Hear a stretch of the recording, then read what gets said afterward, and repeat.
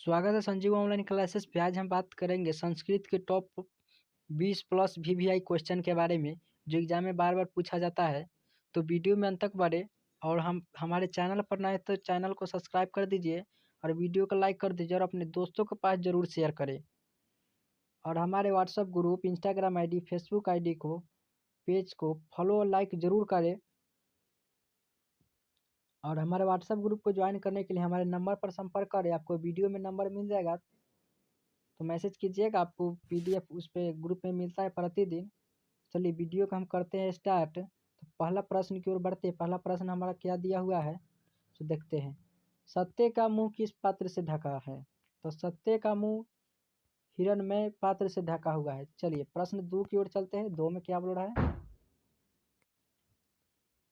नदियाँ क्या छोड़कर समुद्र में मिलती है? नदियाँ अपने नाम और रूप को छोड़कर समुद्र में मिलती है। चलिए मेरा यही नंबर है, आप लोग स्क्रीनशॉट काट लीजिए या इसको मोबाइल में अभी सेव कर लीजिए। चलिए प्रश्न तीसरे की ओर बढ़ते हैं। क्या बोल रहा है तीसरा में?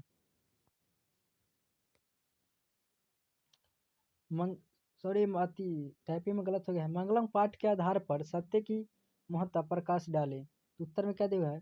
मंगलम पाठ से महर्षि वेदव्यास सत्य की महत्ता का वर्णन करते हुए कहते हैं कि हमेशा सत्य की जीत होती है, सत्य की नहीं। सत्य से देवलोकों का रास्ता प्रस्थ है। ऋषिगण देवलोक में प्राप्त करने के लिए सत्य अपनाते हैं। चलिए प्रश्न 4 की ओर बढ़ते। 4 में क्या दिया गया है? चरण दिया है मंगलम पाठ के आधार पर आत्मा की विशेषताएं बतलाए। मंगलम पाठ में संकलित कठोपनिषद से मंत्र महर्षि वेदव्यास कहते हैं कि प्राणियों का हृदय रूपी गुफा की आत्मा बंद रहती है। आत्मा सूक्ष्म से सूक्ष्म और महान से महान है। इस आत्मा को वंश में नहीं किया जा सकता है। चलिए प्रश्न 5 की ओर बढ़ते हैं। दोस्तों बहुत ही इंपॉर्टेंट क्वेश्चन है, तो आप लोग अच्छे से इसको याद कर लीजिए। चलिए प्रश्न 5 में बोला है आत्मा और स्वरूप क्या है? पठित पाठ के आधार पर स्पष्ट करें। तो लिखा हुआ के उत्तर में वस्तुनिष्ठ आत्मा के स्वरूप भी बड़ा अच्छा विश्लेषण किया गया है। आत्मा मनुष्य के हृदय की गुफा में अवस्थित है। यह अणु से भी सूक्ष्म और महान से भी महान है। इसका रहस्य समझने वाला सत्य की खोज करता है। चलिए प्रश्न 6 की ओर बढ़ते। 6 में क्या लिखा है? महान लोग संसार रूपी सागर पार कैसे कर पाते हैं? श्वेताचार्य उपनिषद के ज्ञानी लोग और अज्ञानी लोग अंतर स्पष्ट करते हुए महर्षि वेदव्यास से कहते हैं कि हे ईश्वर ही प्रकाश का पुंज समूह है। उन्हीं भयो दर्शन से सारा संसार आलोकित होता है। ज्ञानी लोग उस ईश्वर को जानकर सांसारिक विषय समन्वय का मोह माया से मुक्ति पाते हैं और इसके अलावा दूसरा कोई रास्ता नहीं है। चलिए प्रश्न 7 की ओर बढ़ते हैं। आप लोग चैनल को सब्सक्राइब कर दीजिए, वीडियो को लाइक कर दीजिए, दोस्तों के पास जरूर शेयर कीजिए दोस्त, क्योंकि आप लोग सपोर्ट कीजिएगा तो हम भी आपको सपोर्ट करेंगे, बहुत ही सपोर्ट करेंगे। आप लोग टेंशन की लिए बात नहीं, आप लोग के एग्जाम में बहुत अच्छा मार्क्स आएगा, मेरा ये वादा है। चलिए विद्वान ब्रह्म को किस प्रकार प्राप्त करता है? मुंडो का सुनिश्चित में महर्षि वेदव्यास का कहना है कि जिस प्रकार बहती हुई नदी अपने नाम और रूपार्थ व्यक्तिगत त्याग कर समुद्र से मिल जाती है, उसी प्रकार पुरुष अपने नाम और रूप अर्थात अपने व्यक्तिगतों को त्याग कर ब्रह्म ईश्वर को प्राप्त कर लेता है। चलिए प्रश्न 8 की ओर बढ़ते हैं। 8 में क्या लिखा गया है दोस्तों? उपनिषद को आध्यात्मिक ग्रंथों में कहा गया है, ऐसा क्यों? तो उपनिषद को आध्यात्मिक ग्रंथ में कहा गया है क्योंकि यह आत्मा और परमात्मा के संबंध के बारे में विस्तृत व्याख्या करता है और परमात्मा संपूर्ण संसार में शांति स्थापित करते हुए स्थापितों पर लक्षण परमात्मा को प्राप्त करना ही है। दोस्तों मैं इसलिए वीडियो बना रहा हूँ कि आप लोग को अधिक से अधिक हेल्प मिले। चलिए मेरा नंबर है, आप लोग भी अगर नहीं लिए तभी भी स्क्रीनशॉट कर सकते हैं। चलिए प्रश्न अगले की ओर बढ़ते हैं। प्रश्न अगला में क्या बोल रहा है? नदी और विद्वान में क्या समानता है? तो उत्तर में क्या दिया गया है? जिस प्रकार बहती नदी अपने नाम और रूप त्याग कर समुद्र से मिल जाती है, उसी तरह विद्वान भी अपने नाम और रूप को प्रवाहित किए बिना ईश्वर से मिल जाते हैं। चलिए अब आ गया पटना के बारे में। पटना में देखते क्या लिखा हुआ है? पटना के मुख्य दर्शनीय स्थलों के नाम उल्लेख करें। पटना का मुख्य उद्देश्य संग्रहालय, उच्च न्यायालय, सचिवालय और है, बताते हैं। गोलघर, तारामंडल, जैविक उद्यान, मणिकालिंग, अभिष, महावीर मंदिर, गुरुद्वार इत्यादि दिया गया है। इस्कॉन मंदिर भी नया भी बना है, दर्शनीय स्थल है, उसका भी नाम दे सकते हैं। चलिए, पाटलिपुत्र शब्द कैसे बना? पाटलिपुत्र शब्द पाटल पुरुषों के नाम पर आधार पर रखा गया। ये सब पाटलिका रचना में वर्णित है। पाटलिग्राम ही आगे चलकर पाटलिपुत्र नाम से प्रसिद्ध हुआ।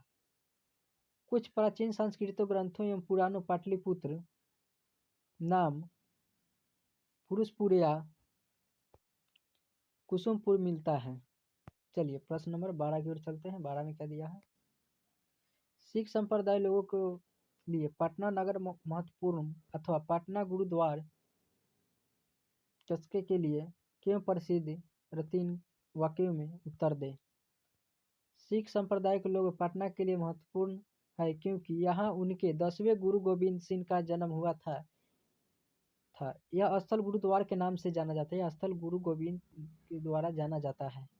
चलिए, प्रश्न आगे की ओर बढ़ते हैं। आगे में है, प्राचीन ग्रंथों में पटना में कौन से नाम मिलते हैं? प्राचीन ग्रंथों में पटना के नाम पुरुषपुर, कुसुमपुर, पाटलिपुत्र आदि से मिलते हैं। चलिए, प्रश्न नंबर 14 देखते हैं, इसे गलती से कवि दामोदरपुर के अनुसार पाटलिपुत्र कैसा नगर है? अथवा दामोदरपुर पटना में क्या लिखा गया है? उत्तर, कवि दामोदरपुर गुप्त के अनुसार पाटलिपुत्र पृथ्वी का तिलक है। यहाँ विद्वान लोग बसते हैं। इसे महानगर की तुलना में इंद्रलोक से की गई। इसे सरस्वती का कुल गृह भी कहा जाता है। चलिए, क्वेश्चन नंबर आगे की ओर बढ़ते हैं। प्रश्न देखते हैं 14 में क्या लिखा हुआ है। कौन से विदेशी यात्री पटना आए थे? विदेशी यात्री वो थे मेगास्थनीज, जे फलयाम थे, हेनसंग और इत्यादि आदि विदेशी यात्री पटना आए थे। चंद्रगुप्त मौर्य तथा अशोक के समय पाटलिपुत्र कैसा नगर था? चंद्रगुप्त और के समय रक्षा व्यवस्था काफी मजबूत उत्कृष्ट भी थी। अशोक के शासन काल में इस नगर का वैभव अधिक समृद्ध था। चलिए, प्रश्न अगला देखते हैं। 16 में क्या लिखा हुआ है? पाटलिपुत्र के महोत्सव वर्णन करें। पाटलिपुत्र शासक काल में कैमोदी महोत्सव की बड़ी धूमधाम से मनाया जाता था। सभी नगरवासी आनंदग्राम हो जाते थे। इसे समारोह का विशेष प्रचलन गुप्तवंश काल में किया जाता था। शासन काल में था। जिस तरह दुर्गा पूजा मनाई जाती है, उसी तरह प्राचीन काल में कैमोदी महोत्सव मनाया जाता था। चलिए, प्रश्न 17 देखते हैं। 17 में क्या लिखा हुआ है? चालू कर देते हैं। हाँ, राजशेखर ने पटना के संबंध में क्या लिखा था? राजशेखर ने अपने काव्यमीमांसा में लिखा कि पाटलिपुत्र शिक्षा का एक प्राचीन केंद्र था। यहाँ अनेकों संस्कृति विद्वान हुए थे। यहाँ पपनी, पिंगल, कव्याडी, वरुचि, पतंजलि आदि ख्याति में पाई थी। मतलब यहाँ पे जो आप अभी भी देखते हो पटना में बहुत सारे भी कोचिंग संस्था है, मतलब वहाँ पे गुरुओं के कुल है। चलिए, क्वेश्चन नंबर आगे की ओर बढ़ते हैं। भगवान बुद्ध ने पाटलिग्राम के बारे में क्या कहा था? भगवान बुद्ध प्राचीन काल में अनेकों बार पाटलिग्राम आए थे। यहाँ आकर इस गांव का महोत्सव बढ़ाया और उसी समय उन्होंने कहा था, यह गांव एक दिन महानगर होगा, परंतु नगर आग, जल और कलह से हमेशा भयभीत रहेगा। आग एक गलती टाइपिंग हो गया है, लेकिन ये सबसे बाढ़ से ज़्यादा वहाँ पे पढ़ना में बोले थे भगवान बुद्ध ने। इसके बारे में पढ़ना होगा तो बुक से पढ़ सकते हैं अच्छा से। चलिए, प्रश्न आगे की ओर बढ़ते हैं। क्या है? पटना कैमोदी महोत्सव कब मनाया जाता है?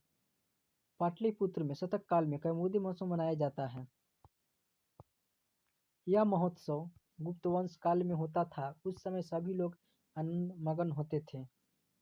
चलिए, प्रश्न 20 की ओर देखते हैं। 20 में दिया, मैथिली कवि विद्या अलस कथा की शिक्षा कवि मिलती है। तो मैथिली विद्यापति द्वारा रचित पाठ अलस कथा में आलसियों के माध्यम से शिक्षा दी गई है। उन भरण पोषण करुणशीलों से अर्थात देवानों के बिना संभव नहीं है। आलसी काम नहीं करते थे, ऐसी स्थिति कोई देवान ही उनकी व्यवस्था करते हैं। चलिए लास्ट क्वेश्चन 21 की ओर बढ़ते हैं। 21 में क्या लिखा हुआ है? अलसशाला में कर्मियों में अलसियों की परीक्षा क्यों ली गई है? अलसशाला में बहुत सारे बनावटी अलस ग्रहण कर रहे थे और वस्त्र प्राप्त करने लगे, जिससे अलसशाला खर्च बढ़ गया। आर्थिक खर्च को देखकर वहां के कर्मियों ने आलसियों की परीक्षा ले ली। तो जितने भी आलस नहीं थे, जो आलसी होते हैं, वहां से सब भाग निकले। जो 4 आलस थे मात्र वही वहाँ पे टिक गए, बाकी सब भाग गए। तो उम्मीद करता हूँ कि आपको वीडियो अच्छा लगा होगा और बहुत ही इंपॉर्टेंट क्वेश्चन आपको बताए हैं। तो मेरा ऑब्जेक्टिव अगर इसका संस्कृत का नहीं देखे हैं तो पिछले वीडियो मैंने ऑब्जेक्टिव के बारे में बताया है, तो ऑब्जेक्टिव जाकर देख लीजिए। 100+ है आपका, बहुत ही वीवीआई क्वेश्चन है। तो हमारे चैनल को लास्ट वही बोल रहा हूँ कि मेरे चैनल को सब्सक्राइब कर दीजिए, वीडियो को लेकर अपने दोस्त के पास जरूर शेयर कर दीजिए। और व्हाट्सएप ग्रुप, टेलीग्राम ग्रुप सबको आप लोग ज्वाइन कर दीजिए। वीडियो के डिस्क्रिप्शन में लिंक है, जाइए और वहाँ से आप लोग सब चीज़ कर दीजिए। तो धन्यवाद दोस्तों, जय हिंद। तब तक के लिए मिलते हैं किसी नेक्स्ट वीडियो में।